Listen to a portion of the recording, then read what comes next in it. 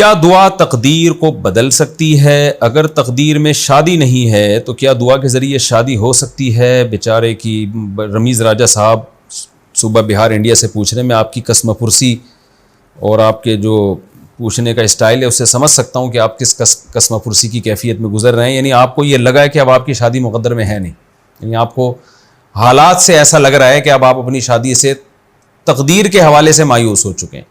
लेकिन आपको एक उम्मीद की किरण नज़र आ रही है कि शायद दुआ तकदीर को बदल देती है। तो शायद तकदीर में तो यही बज़ाहिर लग रहा है कि शादी नहीं लिखी हुई मेरी, लेकिन शायद दुआ से बदल जाए। तो इसलिए आपने पूछा है कि क्या तकदीर से दुआ, यानी दुआ जो है वो तकदीर को बदल देती है, यानी दुआ से तकदीर बदल सकती है कि नहीं। तो जनाब रमीज़ राजा साहब, मैं आपसे ये अर्ज़ करूँगा, आपने ये फ़र्ज़ क्यों कर लिया कि आपकी तकदीर में शादी नहीं है? 20 जगह से आप रिजेक्ट हो गए तो कहीं ना कहीं इंशाल्लाह हाँ हो जाएगी। आप ये फ़र्ज़ क्यों कर रहे हैं? देखें, उसूली तौर पर तो मसला ये है कि तकदीर की 2 किस्में हैं। एक कहलाती है तकदीर मुअल्लक़, एक कहलाती है तकदीर मुबरम। मुअल्लक़ का माना लटकी हुई तकदीर।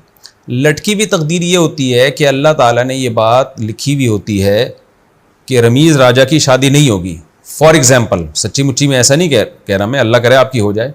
फॉर एग्ज़ाम्पल, अल्लाह ने ये बात लिखी हुई है कि रमीज़ राजा साहब की शादी नहीं होगी, लेकिन साथ ही अल्लाह ने यह भी लिख दिया होता है कि अगर ये गिड़गिड़ा के दुआ मांगेगा तो हम इसकी दुआ कबूल करेंगे और इसकी तकदीर बदल देंगे और इसकी हो जाएगी शादी। जैसे सबकी हो गई है, मुफ्ती साहब की हो गई जो मसला बयान कर रहे हैं, और कैमरामैन की हो गई हमारे, और बहुत सारे लोगों की हो गई, तो रमीज़ राजा की भी हो जाएगी इंशाअल्लाह। तो अल्लाह मियाँ ने तकदीर में ये लिखा हुआ होता है कि ये अगर दुआ मांगेगा तो हो जाएगी, नहीं मांगेगा तो नहीं होगी। इसको कहते हैं तकदीर मुअल्लक़। और एक होती है मुबरम, जो पक्की तकदीर है, जो असल तकदीर है, जिसको हकीकी माना में तकदीर कहा जाता है, जो अल्लाह के इल्म का नाम है। उसमें अल्लाह को पहले से मालूम होता है कि ये दुआ मांगेगा कि नहीं मांगेगा, इसलिए उसमें अल्लाह ने ये लिखा हुआ होता है कि इसकी शादी इसकी दुआ पर मौकूफ है। दुआ मांगेगा तो शादी हो जाएगी, नहीं मांगेगा तो नहीं होगी, और अल्लाह को पहले से पता है कि मांगेगा कि नहीं मांगेगा, इसलिए अल्लाह उसमें लिखा हुआ है चूंकि ये मांगेगा रमीज़ राजा, और ख़ास तौर पर ये मसला सुनने के बाद तो मांगेगा लाजमी। आस पे जब ये मसला मिलेगा ना रमीज़ राजा को अगस्त में, तो फिर तो रमीज़ राजा लाजमी मांगेगा। तो अल्लाह ने लिखा हुआ होता है कि रमीज़ राजा साहब गिड़गिड़ा के अपनी शादी के लिए दुआ मांगेंगे, लिहाजा इनकी शादी होगी। तो ये जो तकदीर है, ये दुनिया की कोई ताकत नहीं बदल सकती। इसमें दुआ भी उसी का हिस्सा होती है, यानी दुआ मांगना भी तकदीर में लिखा हुआ है तो आप मांगेंगे, नहीं लिखा हुआ तो नहीं मांगेंगे। और चूंकि अल्लाह को पता है पहले से कि आपने मांगना है कि नहीं मांगना है, इसलिए अल्लाह ने लिख दिया सब कुछ। तो अब आपको तो नहीं पता कि आपकी तकदीर में दुआ है या नहीं, तो मांगेंगे तो पता चल जाएगा कि वाकई आपकी तकदीर में दुआ है।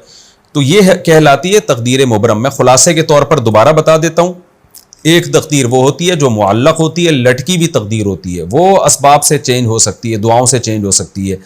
और एक तकदीर होती है मुबरम, उसमें असबाब भी उसी का हिस्सा होते हैं, दुआ भी उसी का हिस्सा होती है। उसमें अल्लाह ने लिखा हुआ होता है कि ये क्योंकि दुआ मांगेगा लिहाजा रमीज़ राजा की शादी होगी। और अगर उसमें ये लिखा हुआ है कि रमीज़ राजा दुआ नहीं मांगेगा लिहाजा उसकी शादी नहीं होगी, तो आपकी ना शादी होगी ना आपको दुआ मांगने की तौफीक मिलेगी।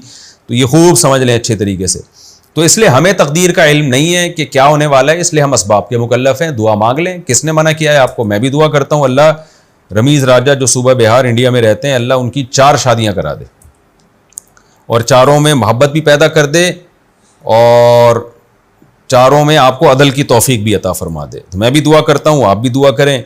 ये दुआ इंशाअल्लाह इसकी अलामत होगी कि उम्मीद है। यकीनी तौर पे तो देखो कोई भी कुछ नहीं कह सकता, वो तो अल्लाह को पता है कि आपकी शादी होनी है कि नहीं होनी, लेकिन उम्मीद लगाई जा सकती है। इंशाअल्लाह हो जाएगी। ज़िंदगी में